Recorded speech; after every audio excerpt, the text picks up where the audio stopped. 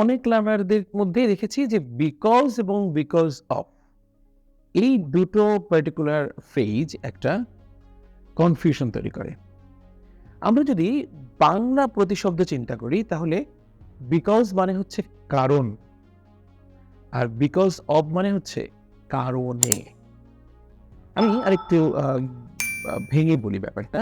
Because of, হ্যাঁ, এটার মানে হচ্ছে কারণে। আমরা লিখতে পারি কারণে।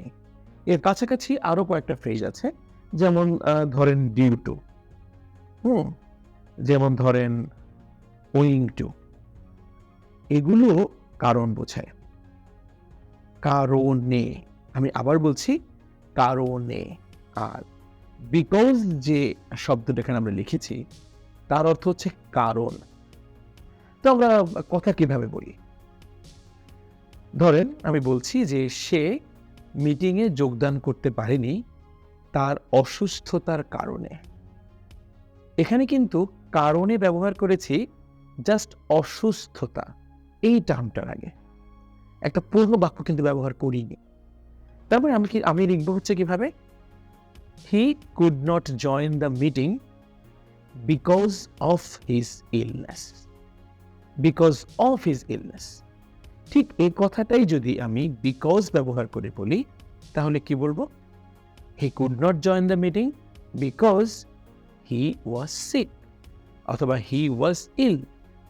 তার মানে বিকজের পরে আমরা একটা পূর্ণ বাক্য লিখি। এখানে কিন্তু পার্থক্যটা, কারণে যখন বলবো, বিকজ অফ যখন বলবো, তারপরে জাস্ট একটা টার্ম ইউজ করব। কিন্তু যখনই আমরা কারণ বলবো তারপরে একটা পূর্ণ বাক্য ব্যবহার করব। হ্যাঁ, সে এখানে এসেছিল কারণ সে আমার সঙ্গে দেখা করতে চেয়েছিল। কারণ, কারণের পরে কিন্তু একটা পূর্ণ বাক্য হবে। আর বিকজের সিনোনিম যদি আমরা বলি, যেমন অ্যাজ, যেমন সিন্স, এগুলোও কিন্তু বিকজের সিনোনিম। এটা জাস্ট কারণ বোঝায়, কারণ নিয়ে নয় কিন্তু। হ্যাঁ, যেমন আমি এটা খেয়াল রাখবো যে বিকজের পরে কিন্তু একটা পূর্ণ বাক্য লিখতে হবে।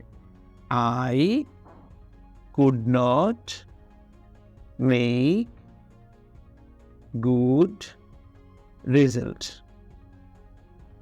বিকজ